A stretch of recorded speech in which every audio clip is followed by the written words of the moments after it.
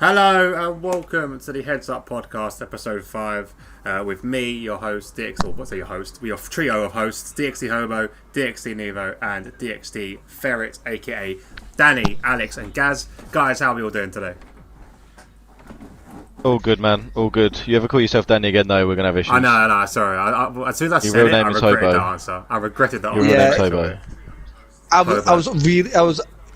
I was good-ish until then, and now I feel a little I bit realised sick. I made the mistake when I heard silence. Yeah. So, Hobo, Literally. Nevo, and Gaz. Even Yeah. there, yeah. Either way. So, we always argue. Don't worry, we always argue. So, welcome to the guys that are watching so far. We've got Raukio's in the chat. He said hello. Brett's already given us a talking point. Today's talking point should be the hard work that the committee group do to give people a place in a race to start. All done by hard work and and gets hard done by lack of attendance. We'll get into that at some point, I'm sure. Jake, welcome to the stream. Jack, welcome to the stream. Ultimate Racing Championship. I don't know what your name is. Sorry, pals. Welcome to the stream again. That's Who's that? is Mr. Wallbanger. Mr. Wallbanger, how you doing, pal? Magnus, I remember. I completely agree. Okay, anyway, we'll get into these in a bit. So, guys, first of all, any major talking points we want to crack on with first? I know, obviously, we had quite a lot to talk about. Let's get the tough one. Let's get the tough one over and done with dead quick, and that's the Europa League final. Europa League final. Okay, so guys, if you don't know, Nevo, Alex, and Gaz are so that's 3 people. Then these 2 guys are both United fans. The game itself was a bit of a shambles. Penalties was pretty amazing, actually, apart from De Gea. But guys, you know what? I'm a Spurs fan. I've got no right to talk, so I'll let you guys just have a little rant. So go, crack on. Right. The floor is yours. I'm just going to go tell you this. It was you may say it was great, but to be honest, it was a load of Ted. Gameplay was terrible. United was not in form as what they usually are in.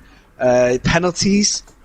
You couldn't say there were so fantastic penalties. The keeper's penalty was a great one, but to me, I think that United deserved to lose because they weren't at their best. Villarreal did give us a very good game. They put on the pressure and it was just a terrible away end. Really was. So I read something in the chat. The Wallbanger just said Spurs are Audi Cup winners. What do you mean? Fuck you, man. Alright, go on. Alex, your thoughts on it. So yeah, the game itself was terrible. I'm annoyed at... I have an issue with teams like zonal marking. I don't like it. And then I saw us doing it for that free kick, which then we conceded from. Obviously, Lindelof... I mean, people say Lindelof lost his man. It wasn't really Lindelof's man to start off with. Like, he just got left and then he was just there next to Lindelof. Like, yeah, Lindelof could have been more aware, but I don't like that zonal marking. We switched off, we conceded. And then all you're watching the whole game is like our 4 defenders have the ball and then the other 6 people just up front. Like, they're expecting like the defenders to play like worldy balls over the top to the people that are actually running. It's just not going to happen. I would have liked to have seen like Pogba and Bruno coming a bit deeper, picking up the ball, and then those 2 playing those good balls like in behind and stuff. But Villarreal were pretty compact, pretty deep. So like they played well. They played to their game plan. It was nice. I thought when we scored, I thought we were going to kind of push on from there and get another, but we didn't. I think the biggest issue for me was literally not making a substitution until like the 98th minute or something ridiculous. Like for me, as soon as it went to that, it just seemed like Ollie was waiting for penalties, which is just a complete lottery. I think that was the most annoying thing. The fact that he made no subs, like he had no faith. Like we had Van der Beek, who's a good player on the bench. We had Daniel James, who has pace at the very least has pace. We had Diallo, who's been relatively sprightly, or it could have been he could have come on, made an impact. There was Mata, who I really rate. Mata, he's a good player technically. It's just like, what are you doing? And then he makes a sub and he takes Pogba off after we're playing for penalties. I'm thinking Pogba surely, be a penalty taker. I mean, in the end, the penalties weren't really the issue. Like, they were all... Well, Luke Shaw's was... I was backing Luke Shaw to score. He's been in good form, but obviously you don't really know about penalties when it comes to the defenders and stuff. But it went in. Even Bruno Fernandes's was close to being saved. It was only There were- the only bad pen was De Gea's. Everyone else's was alright. Yeah, De Gea just put the ball right into the keeper's glove. The keeper's diving to the left so many times. Why would you stick the ball at a slow pace in that corner? I know, yeah, he's a keeper, and they're not but like even their keeper had a solid penalty. Oh yeah, It yeah, was he just- fucking banged it. It was brilliant, Yeah. absolutely brilliant. But like, before I'm going to go any further, right? I just seen a message on the chat from Magnus saying about Liverpool. Sorry, where did Liverpool finish in the league? How many times have you won the league? I Right. literally saw the message. I was like, Who are one you? of these guys are going to see this. One of these guys are going to see this. I don't know, Mr. Warbanger himself, right? I swear, Dad, you sit there thinking, "Oh, Liverpool's great." Yet, if you look at Liverpool, right, they've never got the money that United have got because they can't earn it because they're dog shit. They've only won the league because everybody did so badly that year that you were gifted it. Even a lot of the FA said that league should actually been cancelled due to COVID. Right, you've got the whole thing. Liverpool, you were gifted your league, right? Win, your only Premier League win, and your whole club is doing terrible anyway. You're down in what? You're lucky to get third. Your women's team. How on earth did they get relegated after winning the year before? Come on, before you sit there and mouth off United, come back and say that when your team is actually doing better. All right, now wind your neck in, Magnus. Sorry, rant over. Damn it. I was trying to look for the fishing emoji. I was just going to point up at the bait fishing. There we go, I found it. There it is. There we go. Right. Okay, so anyway, also, I'd like to, before we move on from United, because obviously a lot of football talk, I do think don't need to talk you were anymore. lucky to get to the first goal, because I thought they were going to pull out Cavani for being offside. I'm surprised that wasn't looked into a lot more. Well, I didn't actually celebrate it properly, Yeah, I've seen it was until very because I knew close. VAR was going to happen. It was It was super close. And when I saw it, and I was like, come on, Cavani. I was like, but there's still VAR, so I'm not even going to go celebrate yet. Which I think is actually awful. Like, I hate that feeling. Like, even being a fan, You can't celebrate get it. a goal, yeah, and you can't celebrate. You've got to wait like a minute or two until VAR's done their checks. But Hang on yeah, a minute, overall- 1 second. Lexi, wind your neck in, because you were literally, your heart was beating during the penalties. You could barely watch it. You could barely watch the game. So yeah, wind your neck in. I will be honest. I think I would have cried if it wasn't for Toby, because I had my head in my hands, and out the corner of my eye, I could see Toby copying me, mimicking me, and then laughing at me. So I had to laugh back at him. As a neutral, though, it was good. It was a good thing. I didn't like watching it as penalty shootout because it's an England's team, isn't it? It's an English-based team. Yeah. But on the plus side, it was good seeing English players score penalties, which is rare for us to see. So enjoying that moment. yeah, that was good. I mean, I think overall, as a final, the game was pretty poor. Obviously, in my point of view, the result was not what I wanted. One thing I did like, and now they've been slated a lot for this actually, but quite a few players, when they got handed their runners-up Take their medals, they medal off. took it off them. See, I actually really rate that. Like, a lot of people are like, oh, it's disrespectful, blah blah blah, and then some people were like, oh, all the people that kept their medal on should not be playing for United, blah blah blah. And I think I do the same thing, man. Like, Yeah. we're coming second. Like, it's you haven't won the game, you've lost the game, and you're getting a medal. It's like, well done for it's like, oh, it's a medal for taking part. Yeah, it's You like know, a participation medal in yeah. school. It's like sports day. It's like, oh, well done, mate. You might have come last, but you almost had them. Like, we lost the game, man. Like, there should be nothing. It should generally You like. shouldn't be proud of coming second. Oh yeah. So when I saw like Rashford, Pogba, Luke Shaw, I think even. Oh, who else was it? I think who's did the young Bailly- kid you Oh, got? Wan-Bissaka did it. I think Diallo did it. I think I can't remember if Bailly did it or if Bailly left it on, but like even like De Gea left his on, man. And I was like, man, you've been with us for so many years, and like, how shouldn't be can proud you of even seconds. respect? Yeah, and I saw like Van der Beek and stuff keep on. I'm thinking, well, to be fair, he's been a bit mugged off, so I can't really blame him. But I was just like, I really rated the fact that they took their medals off, 100%. Yeah. No, it was it's definitely a divided topic. Okay, so anyway, enough of football talk, because I said as a Spurs fan I can't really get involved in this anyway. We're shit. Although there's rumours that Podge coming back. Interested to see about that. Podge is There's in the also UK. rumours about Conte. Conte as well, yeah. Do you know what? There's a couple of good shouts for Tottenham manager, and I don't know how I would feel about Podge coming back, because I was kind of with the reason why we got rid of him, and obviously we tried to go for Mourinho and it didn't work, which we knew it wouldn't work. So I'm not sure why to bring Podge Poch has been your best manager probably ever. Oh yeah, 100%, and people wanted but him out. I think it's a bit disgusting. Oh god, I pushed out the wrong button. Anyway, he's he rebuilds teams, doesn't he? And I think to a certain extent, that's what Tottenham need right now. We need to be rebuilt, because if Harry does go, Mate, he took you to a Champions League final, and then the season after, like, bad seasons are going to happen. Him for that. I massively respect him for that. But the only downside I got with him is in the league. I think partly due to the fact he was under this speculation about him losing his job anyway, and there was always that thing about he can't buy players, so he's, all this kind of stuff. He was going on with the chairman and that, but. If you take the end of last season, the end of his last season, and then the start of the first half of the season where he got sacked, if you take that as a full season, we'd have been relegated, because we were winning nothing. We were drawing games, and it was pathetic. So I can get why we got rid of him. Fantastic for us to get the Champions League final. It was brilliant, but yet he still fucks it up because he played Kane, who was still injured when Mora deserved to start that game. 100%.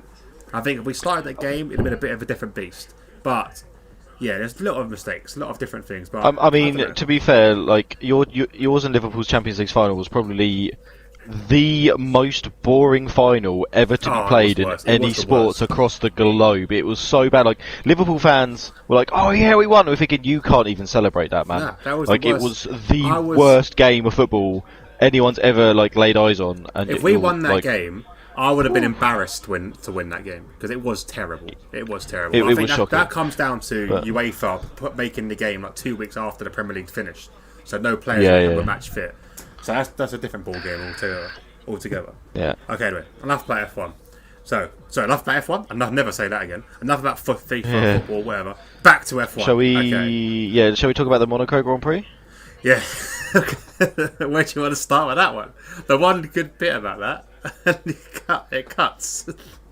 Well, maybe if we start talking about it and then we cut to something else completely and just not finish our train of thought. Alright, so guys, I don't know if you guys watched it, but probably there was two major things that happened in that, if you agree with me. First of all, Bottas's wheel getting stuck.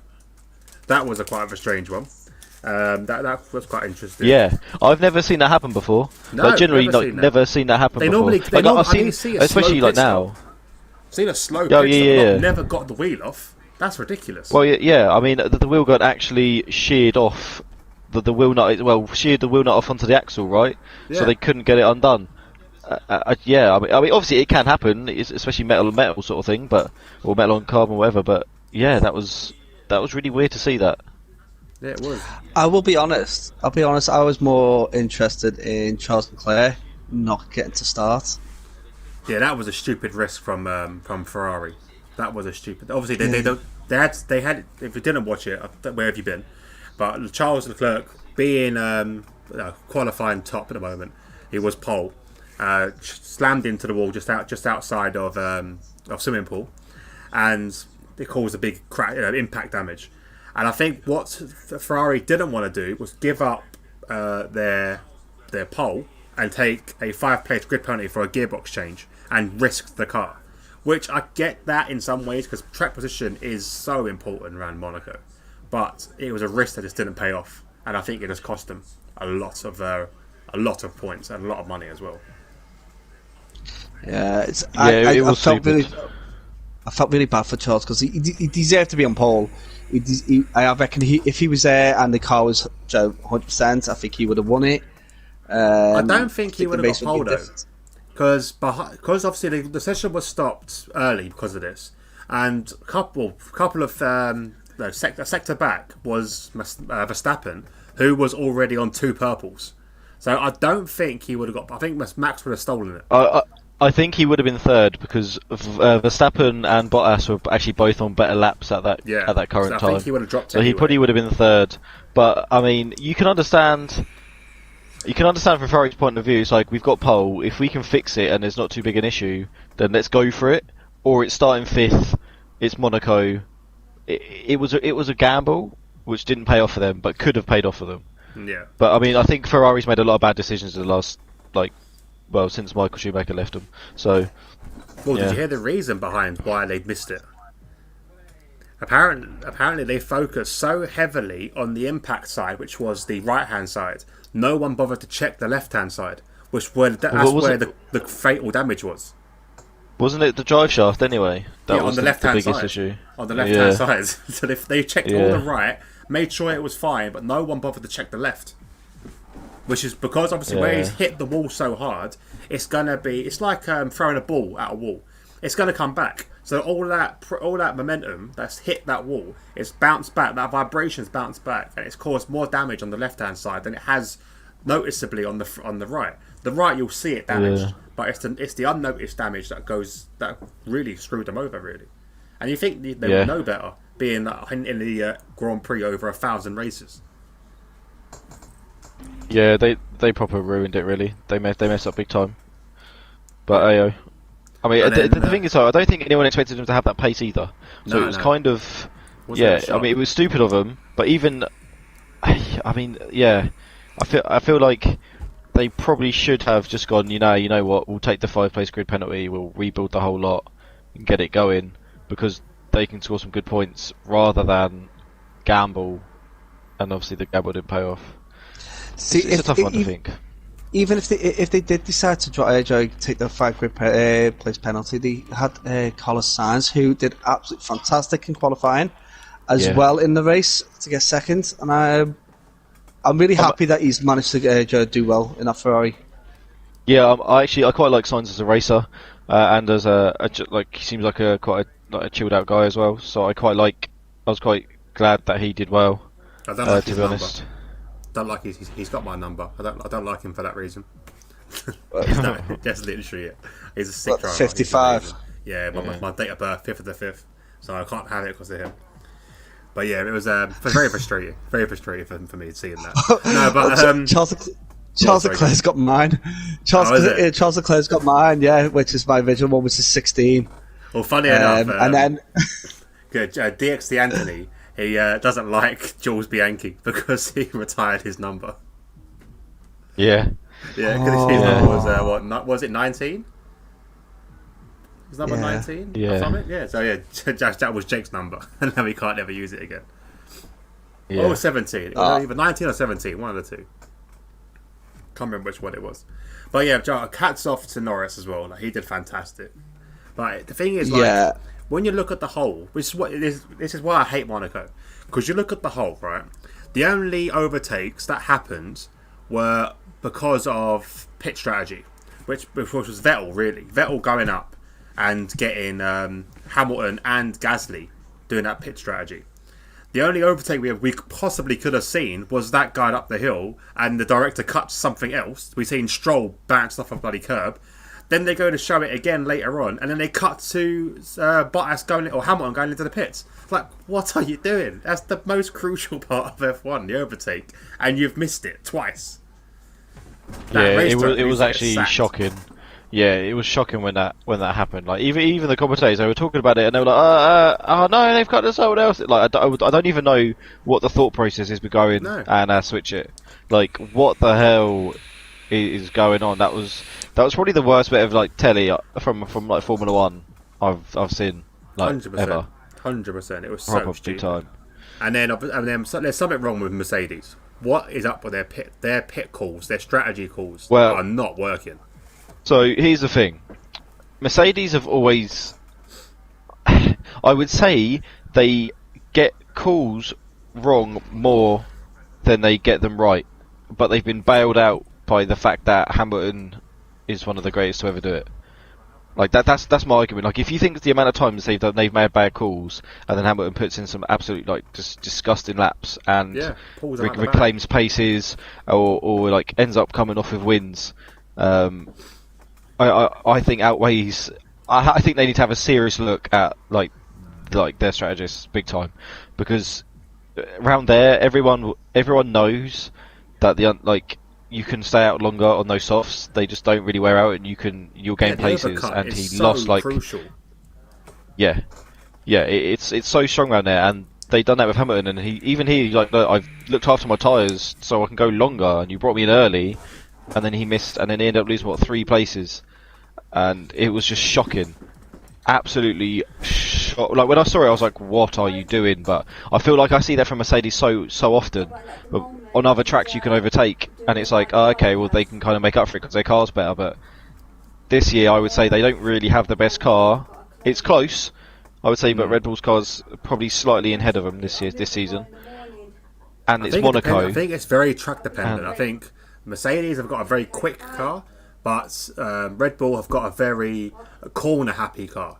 So Monaco is ideal for Red Bull. So I feel like Red Bull always do well, like downforce wise. I feel like the thing that's let them down in the last few seasons has been their engine. But I feel like this time their engine's better, but they've always got like a good chassis. But there's also the thing about the bendy wing.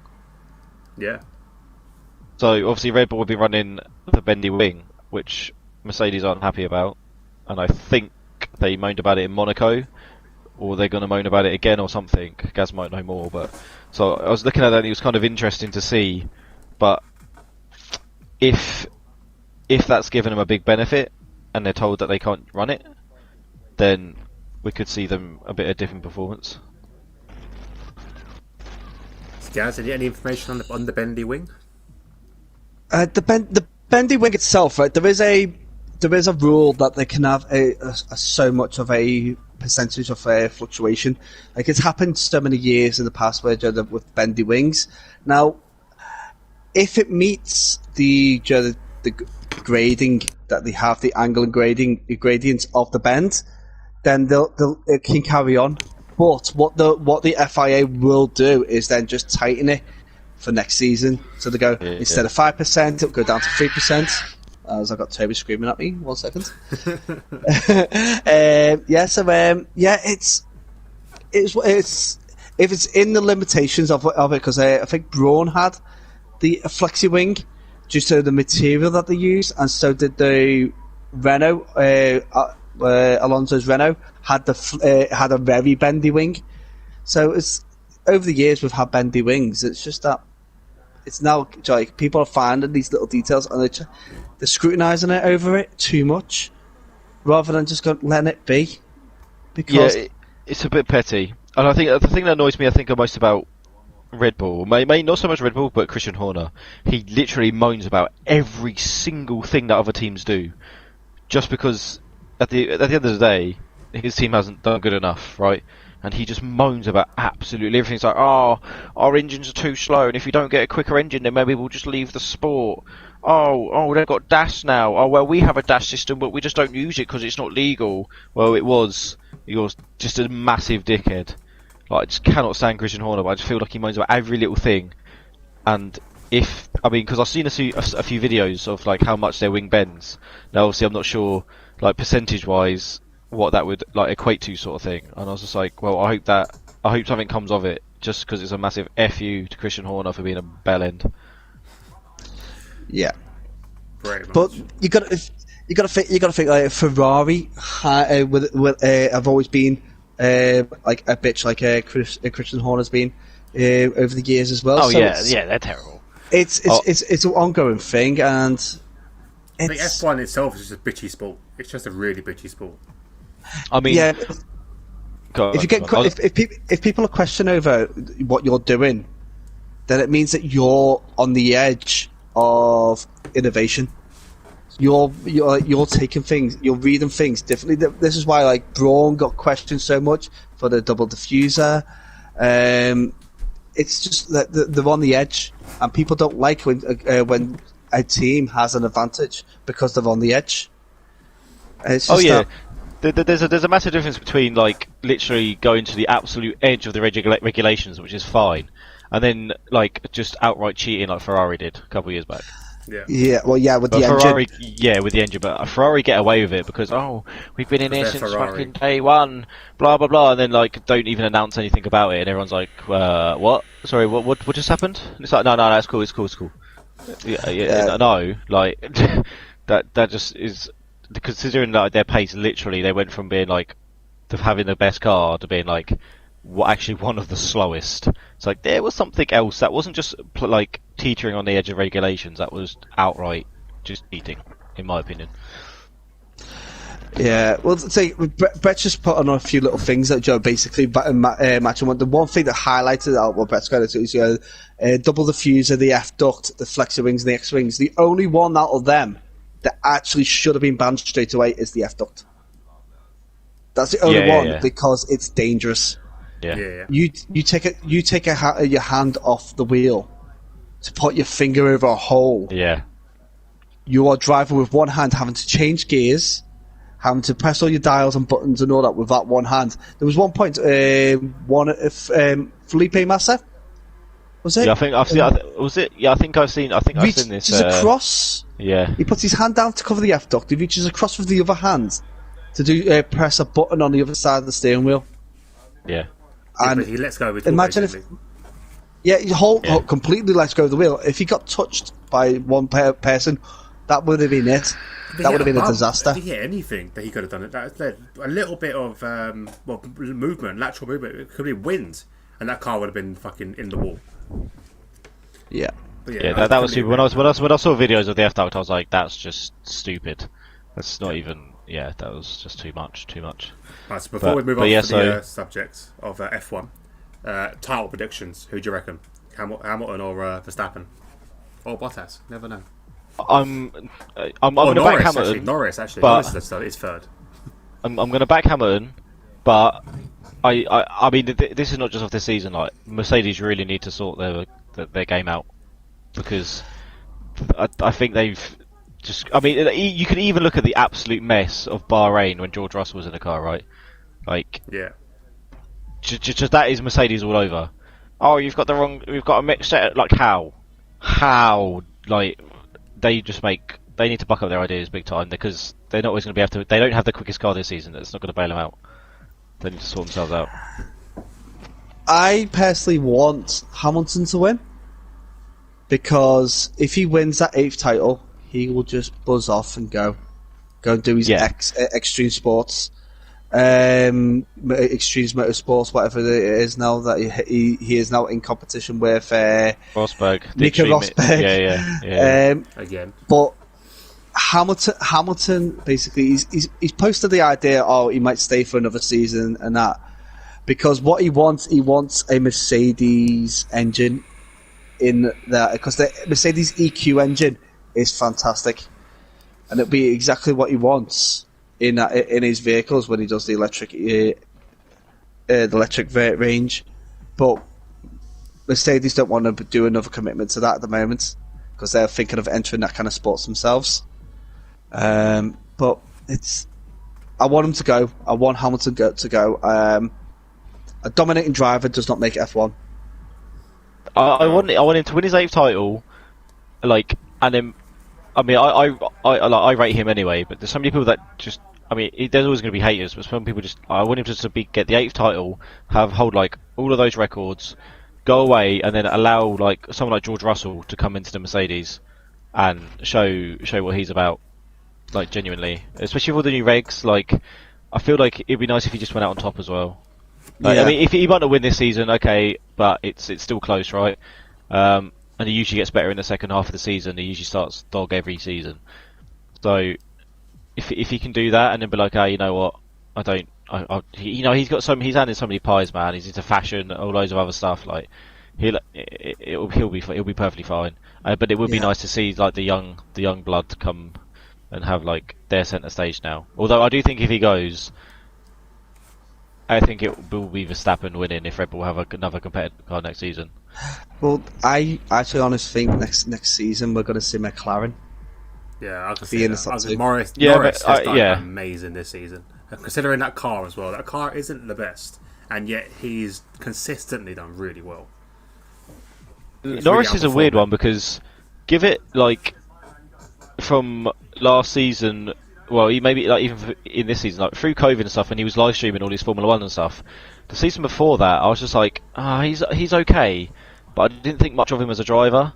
And it's weird. He had like when they weren't racing and stuff, he was just live streaming his Formula One on playing on like his Warzone computer or as well. whatever. He's playing loads of Warzone. Yeah, and I just feel like he's come back such a better driver, to the point where I think he could actually be like like beforehand. Like there's a few rookies who I think could be like world champions.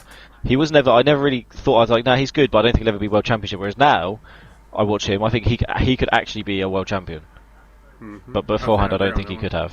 I can also see I think him now, taking the McLaren Mercedes seat. That's over Russell. I honestly think he's a better driver than Russell. But just for the fact that Russell's in the program, I think Russell will end up going there. But yeah, I think if I had the option of say if it was a complete clean slate, I think I'll take Norris over Russell. Russell is good. He does well in qualifying, but that's it. He's like I said, he's Mr. Saturday. He can get that Williams into Q2, which is amazing considering that Williams car is dog awful.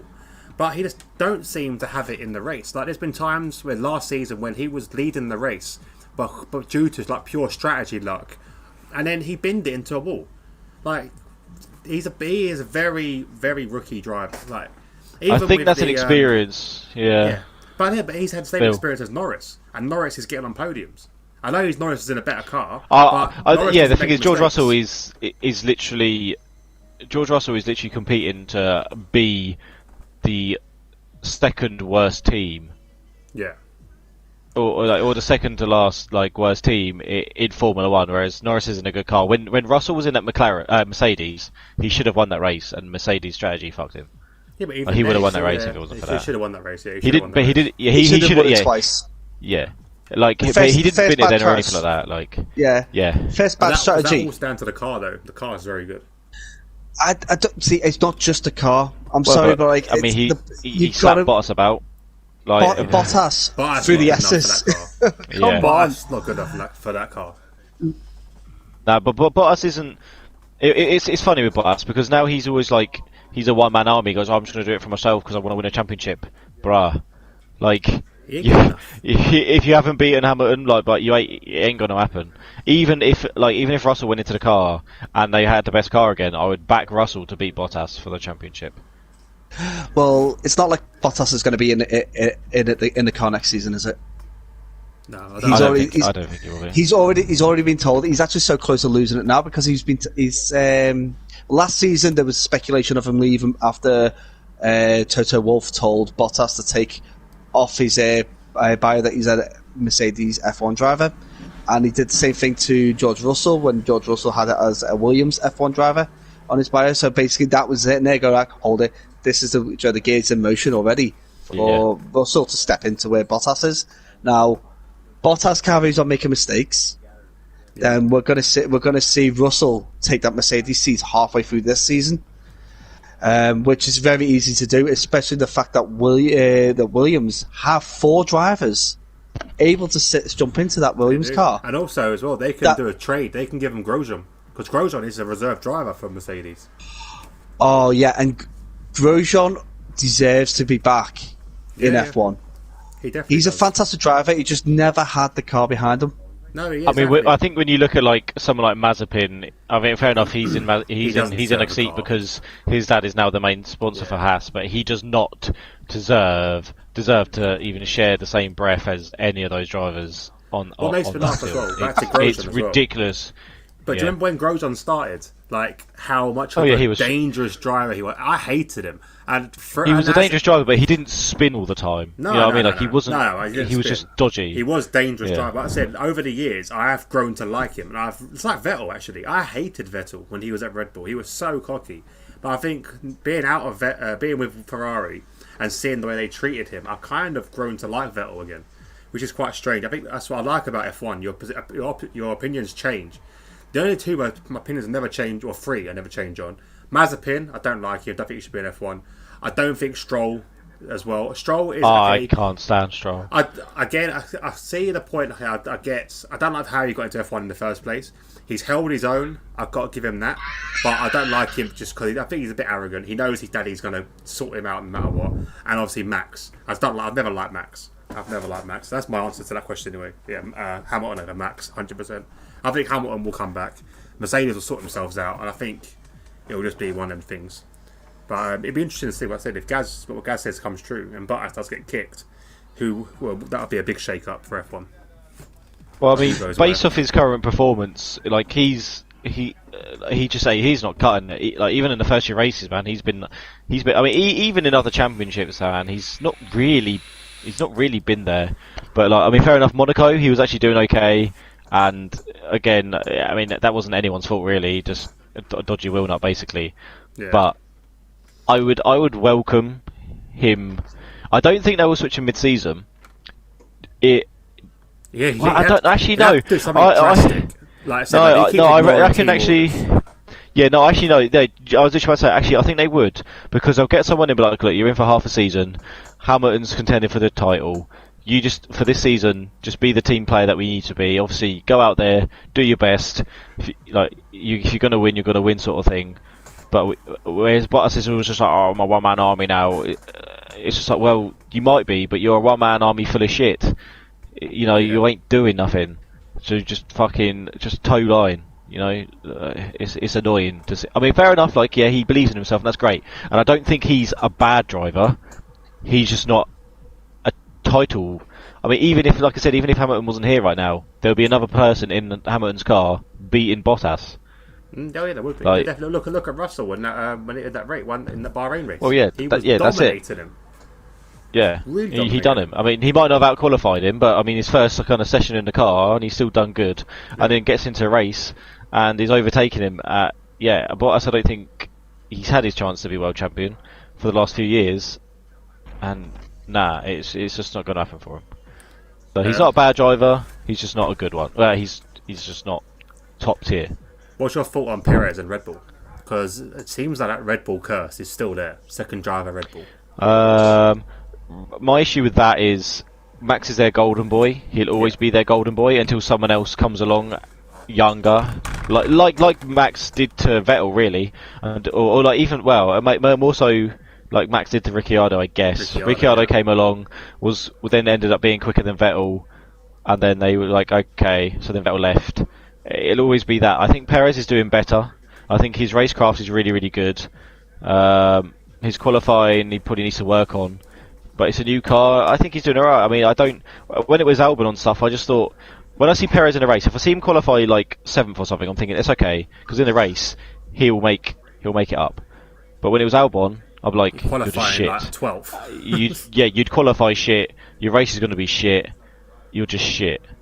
Like, I think Perez, along with Daniel Ricciardo, are just basically trying to adjust to a car that's very different from what they're used to. Yeah.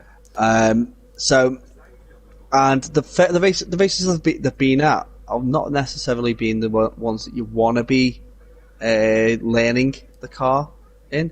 Like Bahrain is a fantastic circuit for anybody to race in. It's just that it's just a terrible circuit to be your first race in a new car. So give it another couple of races, I reckon. Daniel Ricciardo will start getting better in that car. Perez will start proving why he should be at Red Bull. But he won't be challenging Max Verstappen for this season. Maybe next season. I do if think he's still there. I hope they keep him. I think the Red Bull car, I think the problem is with that, it's so set up to how Max drives, because like I said, he's their guy, he's their golden boy, that everyone else has to adapt to drive like that. Whereas Max can just get in the car and drive. Everyone else has to adapt to that. I think that's their big problem with Red Bull. At the moment, yes, but when they go to the new regulations with a whole new car, I know Red Bull will tailor the second car a bit more to Perez, because he's already been in a development suite for that car, so they're already looking into holding him for another season. Obviously, he's done a lot better this season. He's not doing a lot better with Red Bull than what Albon's done. Yeah, 100%. 100%. So, yeah. In one race, he's done better than what Albon ever did. I mean, with Perez, they have a chance of winning the constructors. Definitely do. But like big time. Like It's Perez like is a good one-man racer. army, like it was with Verstappen. Yeah. He's a good racer. He's pretty calm. I think give him they can't just keep. Like, you can't just give him one season. They need to give him this season, let him adapt to the car more, keep him on next season, and then they'll be proper contenders next season if they've obviously got their car sorted. But I think getting rid of Perez, like, who else do you really bring in? Do you bring Gasly back in?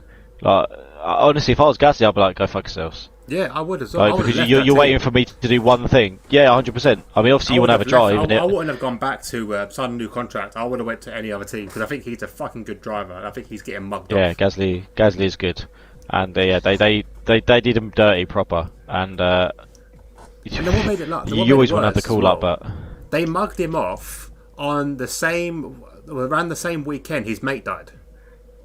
yeah, That was Yeah. That was obviously like Yeah. icing on the cake for him. Like, that's taking the piss. Like, obviously, I know they didn't mean to do it because obviously he died. I think it was on the race day on Saturday, so he was already moved out of that car. But it's just like, for fuck's sake, like that guy had this worst fucking week, and yet he smashed the fucking race as well. He did amazing in that car. yeah.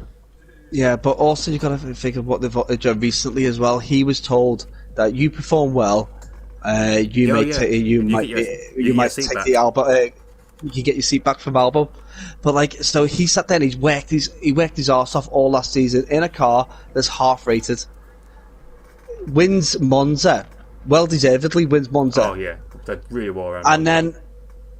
And then like you sit there and go like, oh, he should be there. And because Perez never got taken by anybody else and he was still available, Red Bull goes home and goes shuns Gasly for Perez. I'm thinking, no, stick Perez in the AlphaTauri. Yeah, and then bring up Get Gasly. used, and then bring Gasly up because Perez is one of those races that you stick in the mid pack and he'll put a mid pack car, close enough to your podium positions. You put him in a fast car, he's got to learn that car before he gets up there, and it's just one of those things. It really bothered me, that one, and I think Gasly. Thing is that with the whole possible full new Mercedes lineup, Gasly could jump into that other Mercedes car along with Russell. Yeah, 100%. Yeah, and that would be a very good fit for him. It would be. I think he'll become number one driver very quickly because he's got racing experience. But it's going to be interesting anyway. It depends on who goes and who stays, really. do you guys want to do a Mercedes driver lineup prediction? Ooh. Go on, then. Oh, You go first, as you suggested it. Yeah, Yeah, I don't mind. So this is if Hamilton retires, and they get. I think they'll get rid of Bottas, and I can see it being Russell and Ocon. That's a good shout, actually. Ocon, And the reason why yeah, Ocon's managed by Toto, and I genuinely think if a seat opens up or two seats open up, one I think will 100% be Russell. I can't see Russell not being in a Mercedes. yeah. Right, I think one will be Russell. I think the other one will be Ocon. I will agree with on that on the stipulation if Toto Wolff is still involved in F1. Yeah, he signed But he signed another 3-year contract, didn't he? It's the thing is that he signed another 3-year contract to be involved in F1, not necessarily being the chief, because he can move into other side. Well, yeah, he could do. He could do. Definitely Russell anyway. I do like. I'll be honest. Ocon's a very, very good shout. Yeah. Didn't think of that, actually. So tough. See, Ocon was on the back of my mind. I just didn't think that he would move yet. I think they'll give him more time in the Renault, but Or you're they'll saying pitch Max from Red Bull, and it'll be Max and Russell. Because there's always speculation around Max, right? But obviously they've got a good car this year, so he might be like, okay. But if they go, look, we've dominated this era, the next era's upon us, we're gonna dominate this one too. I mean, obviously you can't know that, but you've seen a car dominate like a whole era. If they pinch Max, then it'll be Max and Russell. But I think it's going to be Russell and Ocon. I'm going to put a shout out because I don't think Norris will leave McLaren, but the other driver that's been hopping seats quite a lot that I think could hop over is Ricciardo. I can see Ricciardo hopping over. I can see it. He's left three. I can see it. He's left two. He's left Red Bull, jumped over to Renault. That didn't work. Jumped over to McLaren. Don't seem to be working there at the moment. Okay, it's only been like half a season, or if that, 4 or 5 races. If this doesn't work this season, I can happily see. I can see him jumping over to Mercedes because he's a good driver. He's definitely talented. And I also think as well, Mercedes won't bring in someone that will challenge Russell too much. So I think Ricciardo would be the perfect person to bring in to kind of guide. I think Ricciardo would beat Russell. You think he would? I think Ricciardo would beat him. He could do that, but what about Van Horn? Oh no, I think it was shit. Van Horn has done so well in the Formula E. He did well when he was doing all the testing. I think he might get the seat, but I'm gonna go for the far out shout and go with Gasly and Russell. Okay, so there you go. So guys, watch it when this new season starts. We'll watch this stream back and we'll see what we find. All right, anyway, enough of actual F1. Let's move on to esports F1 because we've got a lot to talk about with that because it's been a bit of a shame and I've been kicked out of the thing. I've just heard that my mic. 1 second, guys. It's just me in the party at the minute because for some reason, once again, my connection has seemed to kick me out. Does it quite often, to be honest. I get used to this, don't worry. Let's join back in. Be instant as well. Speed of the PS5, that's what this is. I say that and now we're frozen. Oh god. It's all gone to hell in a handbasket. I am still live, so you can still I am still here. You guys still hear me okay? I'm still going good. Seems like my PlayStation is actually frozen, you know. I think this is a console problem, not actually a V problem.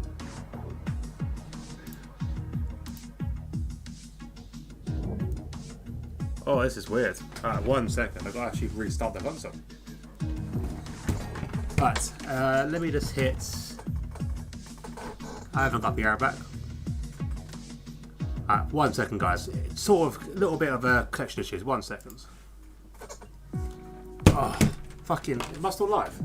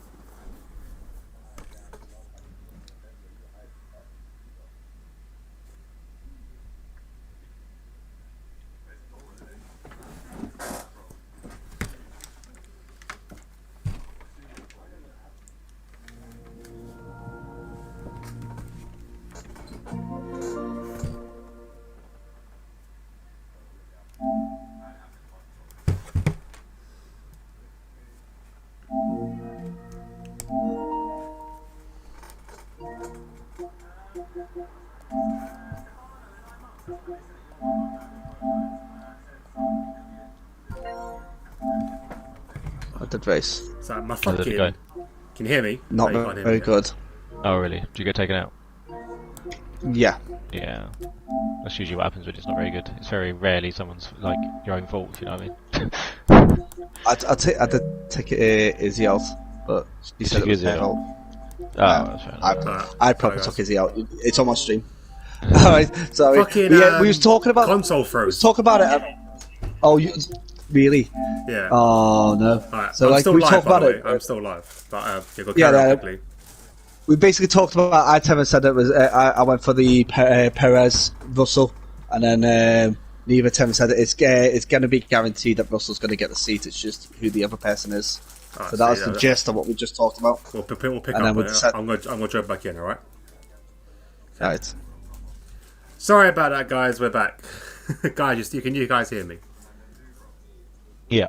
Yeah, perfect. Sorry about that, guys. Yeah, it's a bit of a connection issue. I think my whole console Should've- just froze. So like, I had to then do a full reset of the console. But because I'm streaming on through my PC, it kind of everything still runs perfectly. Neither. You should have went quiet then, just so Hobo freaked out again. I was going to, but I feel like it happens every time he streams. So I feel like there's plenty more opportunities, and let's just not ruin our podcast for it. We'll just... For God's sake. Alright, so what was the point you made before when we got cut off? So basically, it was. I decided that go with the outside chance. Perez, not Perez, Gasly and Russell, being the next Mercedes duo. And Nevo said Russell and Ocon, and I reckon it's going to be Ricciardo and Russell. So all Russell anyway.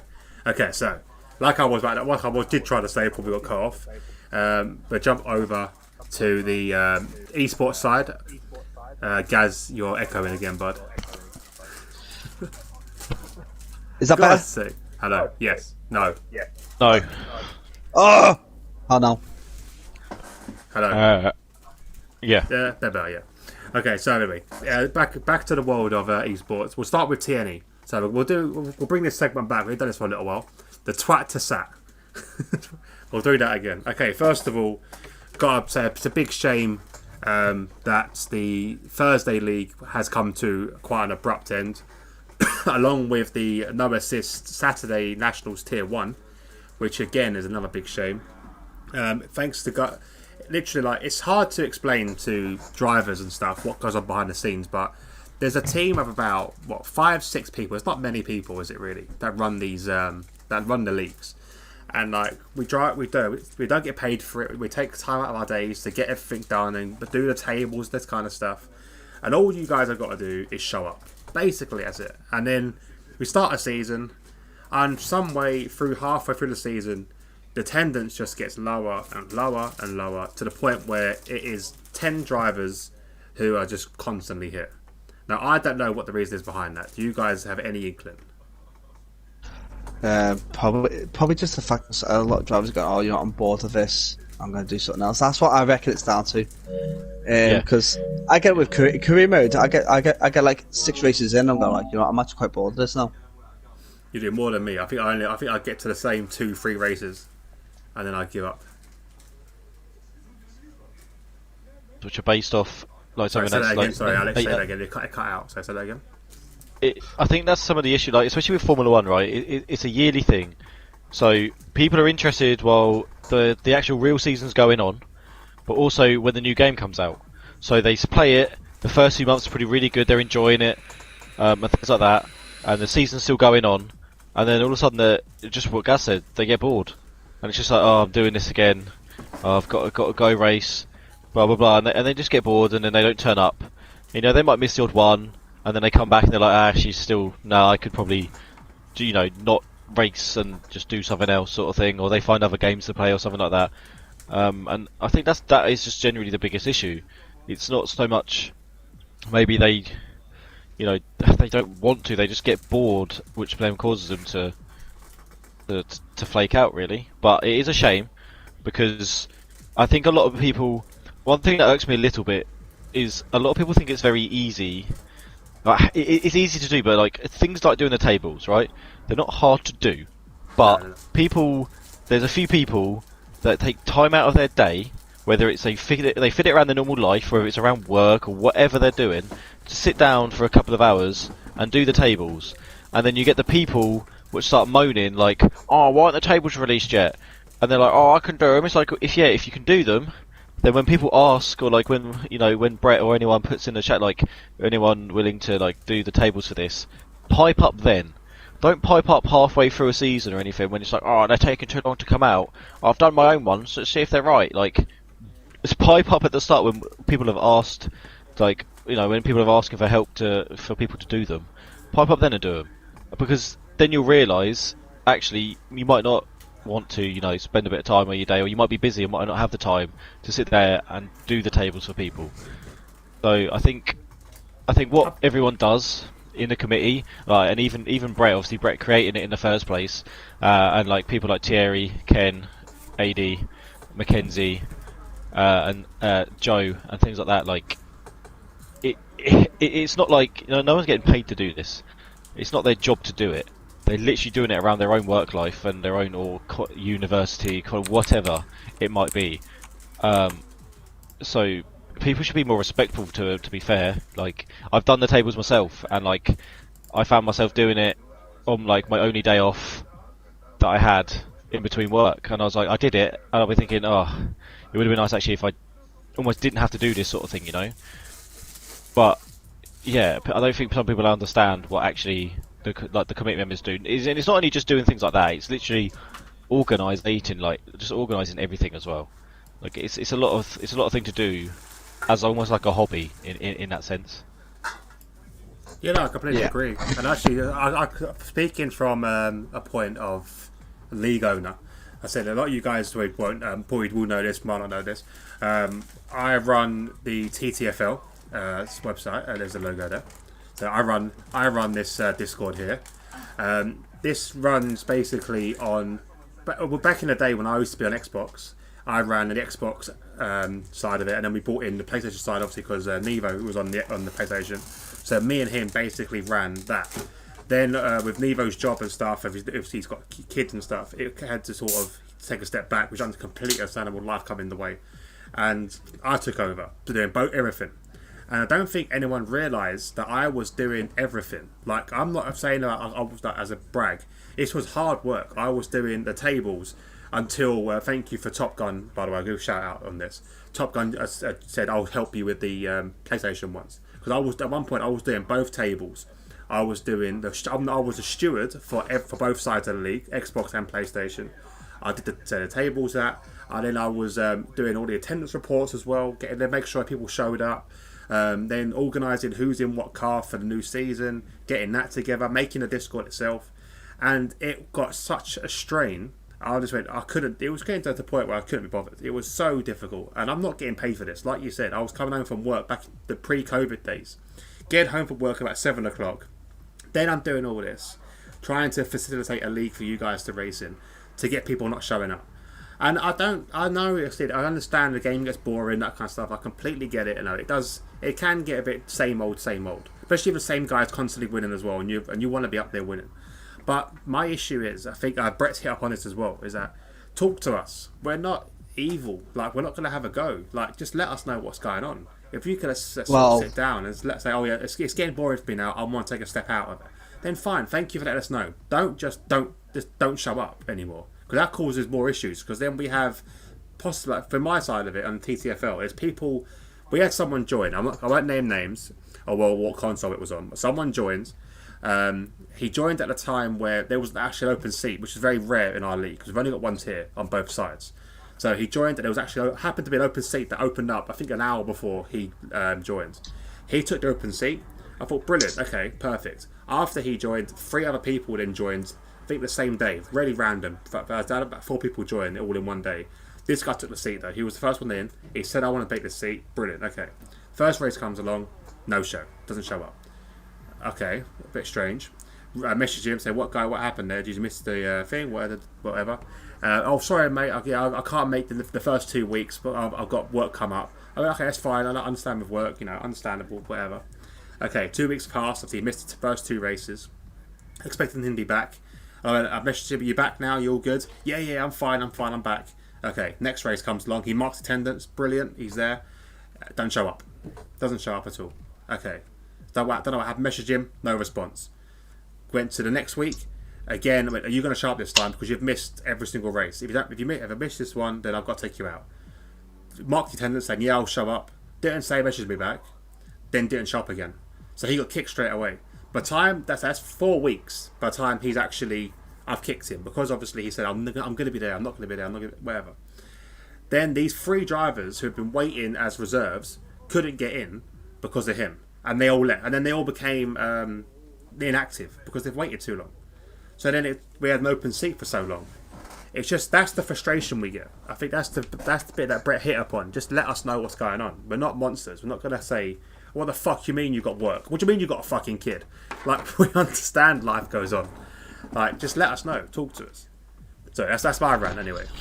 That's my little rant. Yeah, it's quite like, it feels like from I'm going to take it from an outside point of view, because obviously I'm a racer, I'm a commentator, But it feels there's a lot of drivers there. I feel like they are quite disrespectful to organisers, Yeah, not 100%. realising how much work they all put in.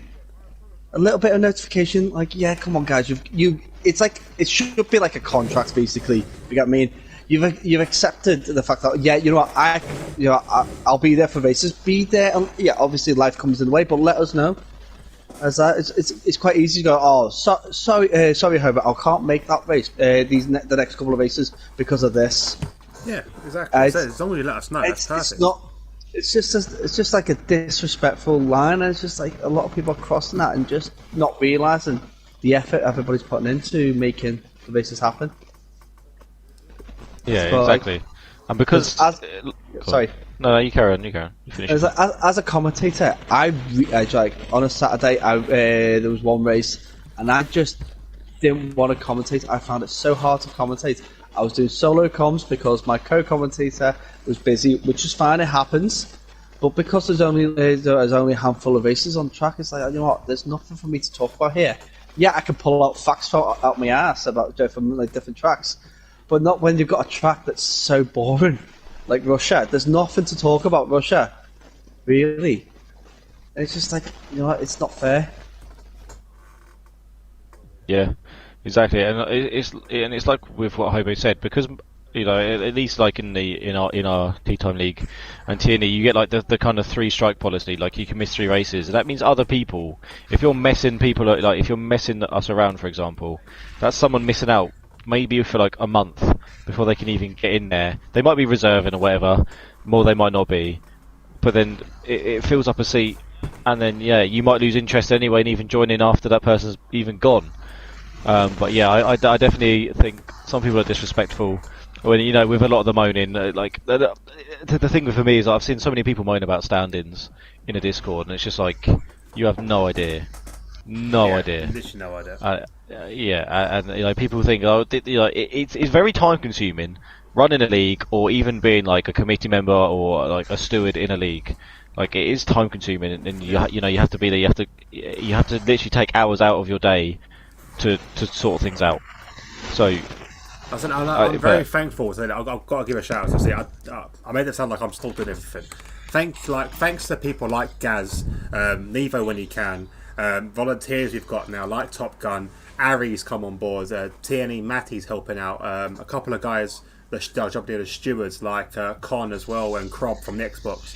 Thanks to these guys as well, I'm able to kind of take a step back from this. Like it's kind of made it a lot easier. Also Lexi, a big shout out to Lexi for taking over the attendance. Like my partner's my partner's got involved to help me out with this because she's seen how stressed I've been getting trying to get this out on my own, and it was very, very difficult. But I've said since these guys have helped out, I still do the tables. I think eventually I will be taking a step back from that as well, so I can focus on maybe trying to expand a little bit. But yeah, I will thank a big shout out to all the guys that have volunteered to help, seeing that I've been struggling. So thank you everyone for the guys that do help out behind the scenes. I don't think some drivers realise how much goes on. But we're always trying to make it better. Our aim for doing it for free as well, not getting paid for it. Our aim is obviously to get paid for it one day, maybe to get a decent sponsor and actually do this for a living, because it's something that all the people behind the scenes love doing. Because we do it for free. If we didn't love it, we wouldn't do it. But our main goal is to make it an enjoyable season, enjoyable league for you guys, to make sure you're actually enjoying yourselves, having some fun. You don't have to win every race. We're not saying you've got to come in, win every race. Just enjoy yourselves while you're doing it. Like I've had someone like I don't win all the races. Like I'm fifth in my own league, which is decent for me to be honest. But I have some of the most enjoyable battles with people because I'm in like 10th or 9th and I'm fighting for 1 or 2 points. But that battle is ridiculous. It's amazing. I had it today in Japan. Obviously we had the Thursday league, like I said earlier. It has now ended. But me and Death Dragon had an amazing battle for the last 5 laps, who were fighting over we're actually potentially fighting for the win because we were both full-time drivers. Everyone ahead of us, we always think fourth and fifth. The top 3 were reserved, so they get taken out of the table. So we were fighting for the lead, but at the time we didn't know we were fighting for the lead. We were just fighting each other. And it was the most fun I think we both ever had. And he ended up beating me over it, but I got him on penalties in the end. But it's just amazing. That kind of stuff keeps me in the race. That keeps me entertained. I think I've only ever retired early from a race once, and that was due to background issues and stuff. Like, it was one of the evaluation races, and I just hated it. And it was just, I think it was just a bit of a mistake. So that's why I did it there. But yeah, it's sorry, I see the message chat, it made me laugh. So it is kind of annoying for like league owners to see this dropout, because we are trying so hard to make sure this league's fun. And when you've got 8 drivers showing up for a race, it kind of kills the entertainment for it, really. Brett's obviously very passionate about this as well. Yeah, well, just while we're on point with your league, I've just got to throw it out there. We still haven't given a name for the Clean Driver Award. No, we haven't. We definitely haven't yet. So, guys, in the chat, obviously, the Clean Driver Award. I'll let Gaz explain it actually in a little bit. But actually, Gaz, you explain it, and then we can ask for the name. So the Clean Driver Award is done for our for all the drivers of TTFL to basically, if they get a clean race, they get scored for how clean their races. And then at the end of the season, we'll do an average per race for that score, and then whoever gets the best score gets given a PSN voucher of £20, which is basically given from us from DxT, which is fantastic, because it means that when it doesn't necessarily mean that you have to win the race, it just means you've got to be clean and survive the race, basically. Yeah, basically. Yeah. So guys, if you could think of a driver particularly that we want to name it after, put your messages in the chat. Put it in the if you're not joined already, the DxT TV Live Discord is links in the description. Join that. Throw your names into a hat there, and we can really crack on. I'm not calling it the Brett Evans Cup, so you can get that out of your head straight away, Brett. See more people. Hi to Jake, Hugo, and Mike, who have all joined. Hi guys, how you all doing? Izzy's joined as well. Izzy's joined. Hi Izzy hey, as Izzy. well. Hi, how you doing, guys? So yeah. Basically, thank you for Gaz for doing this as well. Like, again, it's just stuff we do off our own backs to make it fun for you. And anyway, so let's end the rant about the about the league and stuff. We do love doing it. So guys who do take part, thank you for taking part. It's so much fun to do. We do enjoy doing it when it does work. But yeah, just keep that in mind. Obviously, that other news we've got. We did have the Super League. Unfortunately, due to how would you put it, Gaz? Due to what? Dysfunction. Sorry. It's basically what it was is that non-committal leagues. Let's just put it that. There was so many leagues that joined that are really committed. Like, so you got TTFL, you had T&E that joined that were committed. You had URC, Rainers Racing League.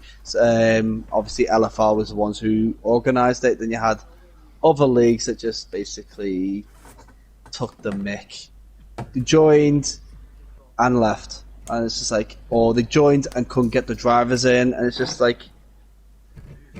yeah, it just didn't really do well for that way, and unfortunately, due to the fact that we couldn't compromise into another system to be completely fair, then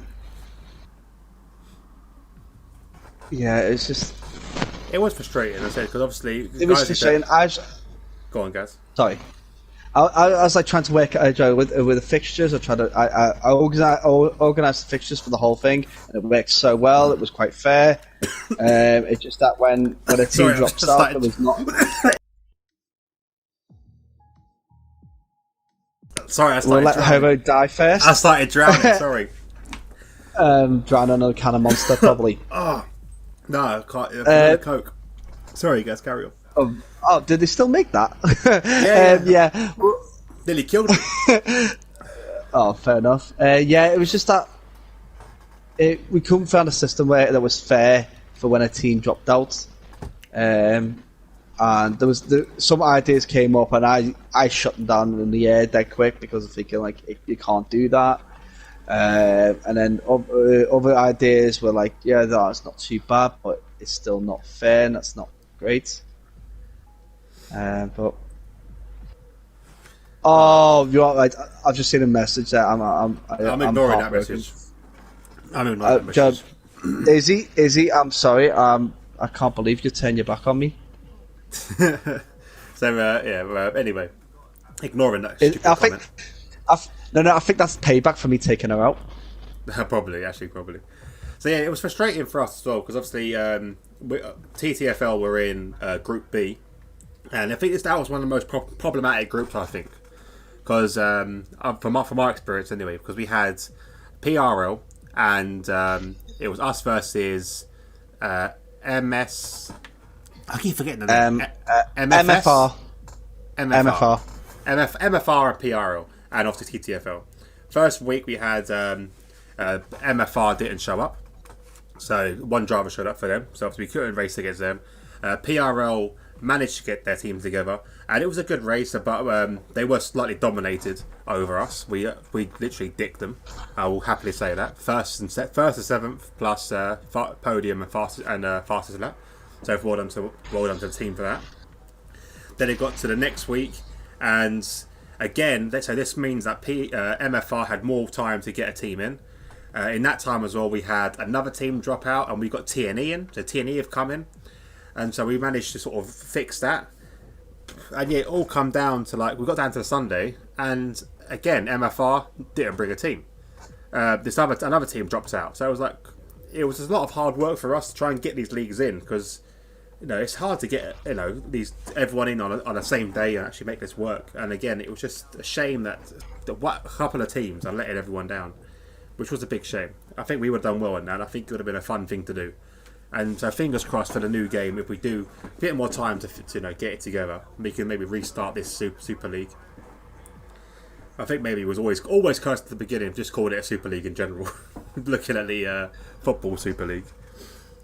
Yeah, it probably got scared. FIA probably did. We'll denounce you if you join the Super League, and then that's why probably they all left. Yeah, it would have been brilliant. I said I really did enjoy it. It was a lot of fun to do. Just a shame, big shame.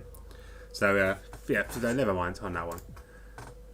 Okay, so guys, we got anything else to talk about? Or we're gonna wrap it up?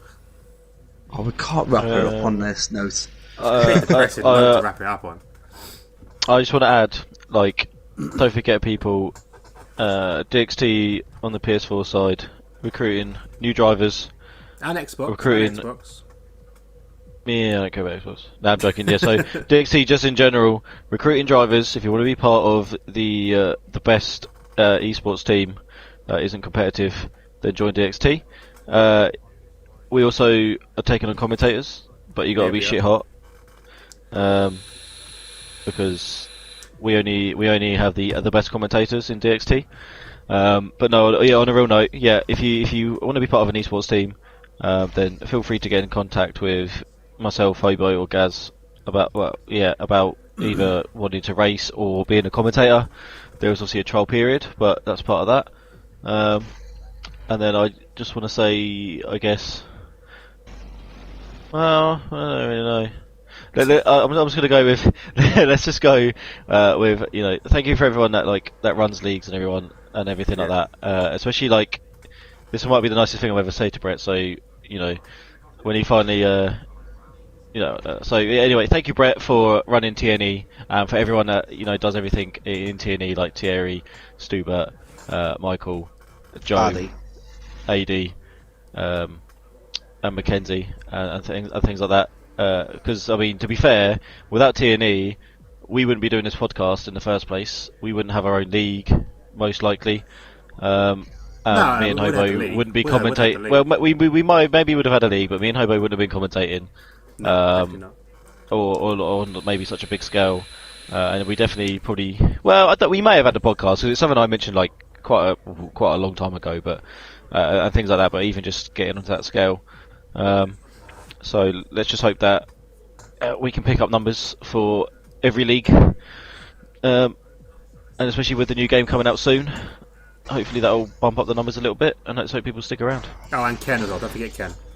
Yes, Ken. That was the one. I You can't must believe I also- almost forgot also you Kenny gotta- D. You got to think of is he's done really well for like especially the European servers for actually That's bringing right. drivers in. Yeah, before we move on, actually, I do want to get Brett in personally to do this because I can't do a lot of the information behind this because obviously TNE have now got a brand new sponsor, better than the last one. It's called again. I'm really bad at pronouncing this, Brett. So do Tantalo. forgive me. Tantalo. So Tantalo, I believe, is a manufacturer of how do I want to put apparel, team clothing and stuff. So that is going to be a massive step forward for TNE. So yeah, fingers crossed we do get Brit in on that, and maybe even Patrick Boylard, who owns Tantalo, to kind of talk a bit more about that. So thank you guys for coming on board and joining the TNE family.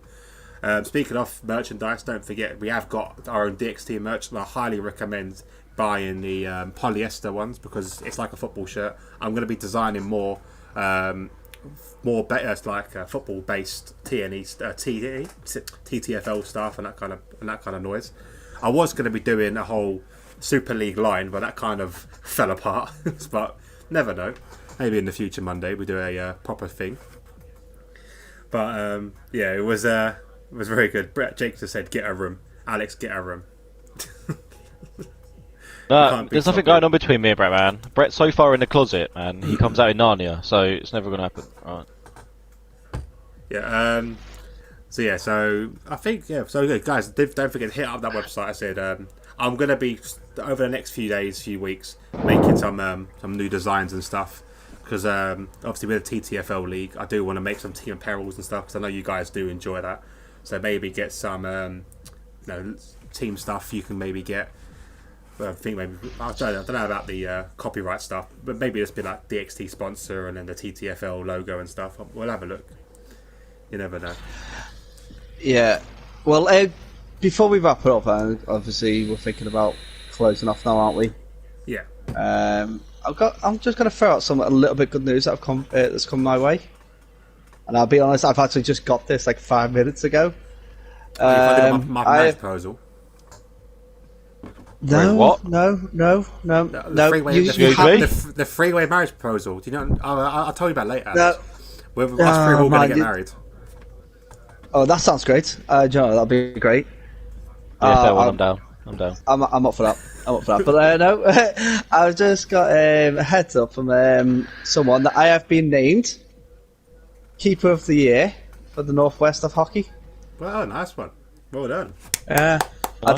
I don't even know how I got it, but yeah, Keeper of the Year. So absolutely fantastic. So I'm really happy. Well done. Brett said I forgot to mention Tea Time. Oh yeah, Tea Time. Alex, you can talk about Tea Time's new sponsor, your new sponsor, what you're sponsoring. DxT and Tea Time will be sponsoring two events for the TNE Supercars League. Alex, what one did you pick to sponsor? Tea Time Long Beach. I can't remember which one we picked. I wanted Canada, and I think we got. Did we get Imola? I'm not sure we got Imola. I can't remember which one we're sponsoring. But DxT I went for are Long Beach. sponsoring one. I can't remember which one it is. Brett, remind me which one are we sponsoring? I can't remember.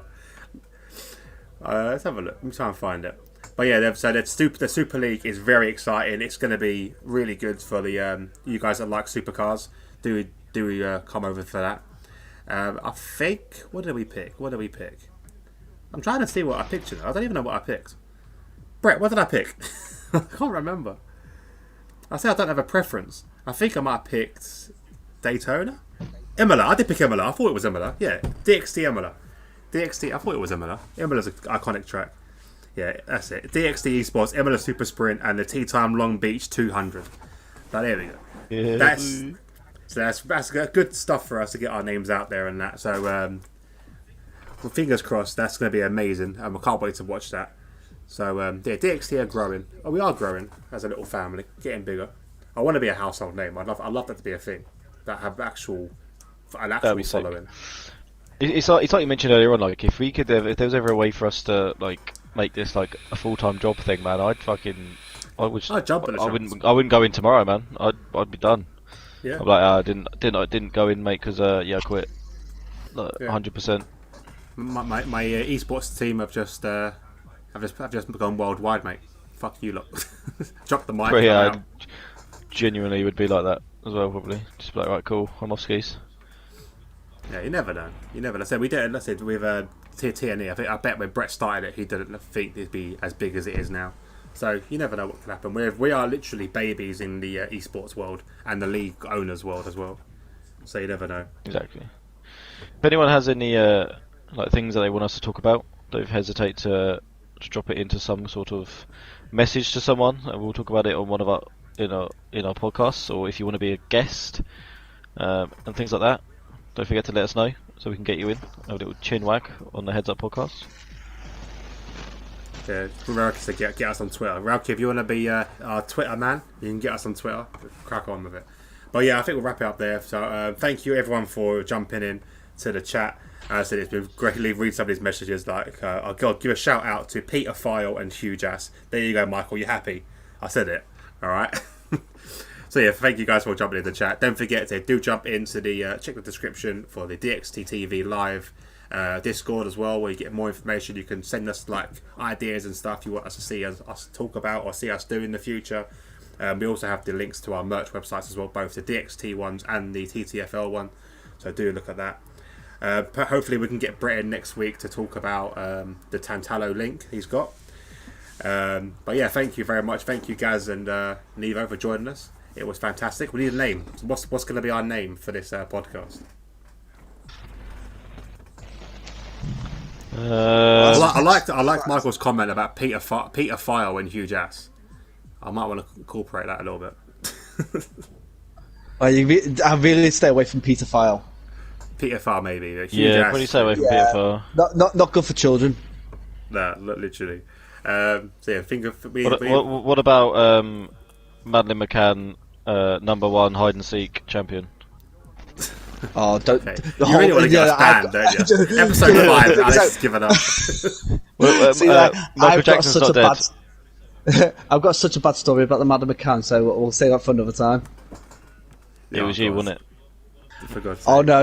It was funnier than it was me. It's funny. It's a funny story. Why you don't call a clean award the Evans Award? It's not going to get called that. All right, I think I'm going to go with. That's actually we definitely need to think of a name for that, so everyone get your suggestions in. So yeah, let us know. I think I'm going to go with special guest Huge Ass. Yeah. Right. Alex cancelled. I like that one. Oh yes, yeah. All that. We are cancelled. Just do that. We are cancelled. I'm doing that. Go for it. Thanks, guys. Her parents are millionaires off that, man. We ain't getting cancelled. I'm doing it anyway. So if they can make money off of it. Clickbait. But yeah, thank you guys for watching. This has been the Heads Up Podcast, episode 5. We are cancelled. Thank you very much. Join us again in 2 weeks' time for episode 6 when we get reinstated again. Thank you very much and good night. Bye. Good night.